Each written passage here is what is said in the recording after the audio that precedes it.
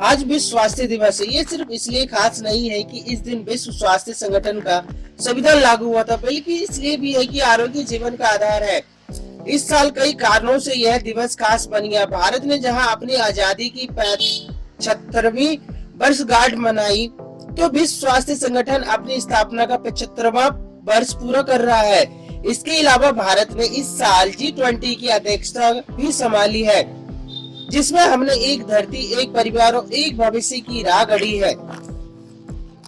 बीमारियों की बात करें तो पिछले 3 वर्षों में कोविड-19 महामारी ने बताया कि वैश्विक रूप से जुड़ जाने के कारण अब सिर्फ स्थानीयता पर जोर देने से काम नहीं चलेगा। सेहतमंद जीवन के लिए हम सबको एक स्वास्थ्य पर आगे बढ़ना होगा, जिसका अर्थ है मानव, पशु और पर्यावरण की स्वास्थ्य में परस्पर जुड़ाव। इसको लेकर दुनिया के सभी हिस्सों में समझ बढ़ाने की जरूरत है। विश्व स्वास्थ्य दिवस दुनिया भर में सेहत के मोर्चे पर मिली असफलता और आगामी चुनौतियों का भी एक अक्स है। पिछले 75 वर्षों में संक्रामक रोगों से निपटने में हमें उल्लेखनीय सफलताएं मिली है। इनमें चेचक उन्मूलन एक ऐतिहासिक उपलब्धि है, जबकि पोलियो उन्मूलन की कगार पर है। टीबी व मलेरिया पर भी हमने उल्लेखनीय नियंत्रण पा लिया है। एक बड़ी चुनौती के रूप से उभरी HIV एड्स की कहानी भी इससे अलग नहीं है। करीब 45 साल पहले 1978 में वैश्विक समुदाय ने प्राथमिक स्वास्थ्य सेवाओं पर ध्यान देने का संकल्प लिया था, जिसने स्वास्थ्य तंत्र में सुधार को गति दी। टीकाकरण अभियानों की शुरुआत ने कई घातक बीमारियों से बचाने में मदद की और बच्चों की मृत्यु दर में सुधार आया। इन वर्षों में अंतर्राष्ट्रीय स्वास्थ्य विनिमय 1969 में लागू हुआ, जिसमें 2005 संशोधन किया गया भी संभव हुआ, जो वैश्विक स्वास्थ्य सहयोग के मामलों में एक अहम मोड़ साबित हुआ है। हालांकि कई चुनौतियां हमारे सामने हैं। हमने कई पुराने संक्रामक रोगों पर काबू तो पा लिया, मगर अब वायरस जनित बीमारियां फिर से उभरने लगी हैं। इनमें जूनोटिक रोग, जानवरों से मनुष्यों में फैलने वाले वायरस जनित रोग हमारे लिए कई ज्यादा चिंता के कारण है। इसलिए दुनिया में भर में महामारी का खतरा बढ़ी। ऐसी बीमारियों से निपटने और पूर्व तैयारियों के लिए तमाम देशों को मिलकर काम करना होगा। अभी अपने देश में एक बार फिर कोविड के मामले बढ़ने लगे। इससे बेशक खबरों का बाजार गर्म हो, लेकिन यह वृद्धि हमारे लिए बहुत चिंता का विषय नहीं है।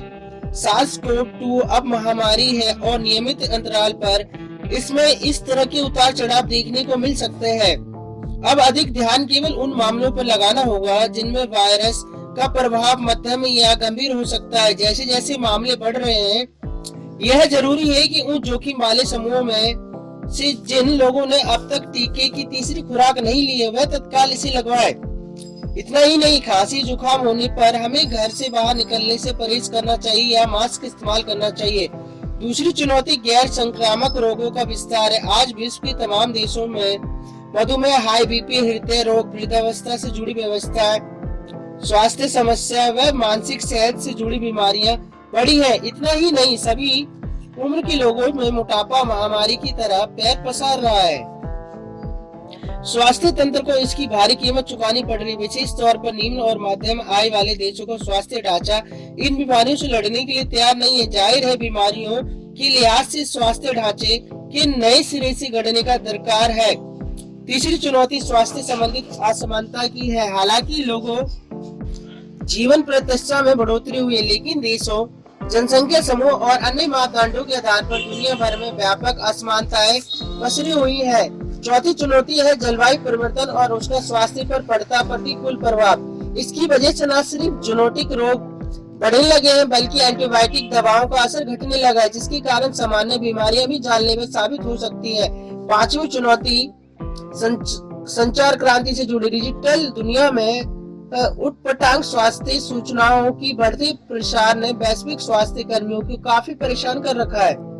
इनमें प्रभावी ढंग से निपटने की जरूरत है। स्वाभाविक है, इन सब से पार पाने के लिए सभी देशों को मिलकर काम करना होगा। वह अनुमान अपने हितों को ही तरजीह देते हैं, मगर संक्रामक रोग किसी भौगोलिक सीमा से बंधे नहीं होते।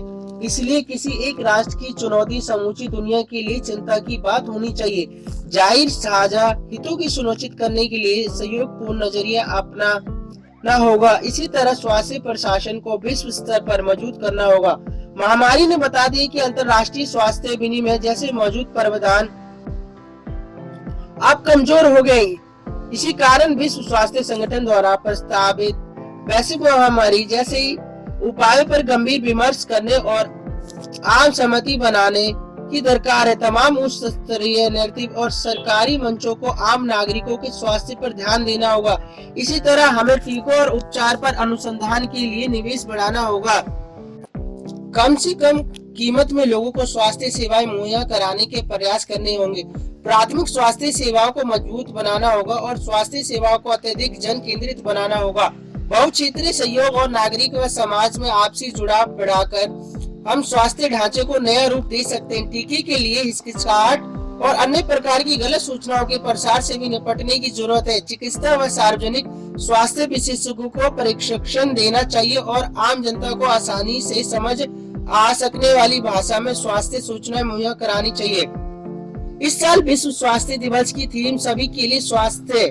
यह कोई आम मौका नहीं बल्कि 75 साल पूरे होने का अवसर है। सरकारों को अब स्वास्थ्य सेवाओं को जन केंद्रित बनाने में कतई देरी नहीं करनी चाहिए।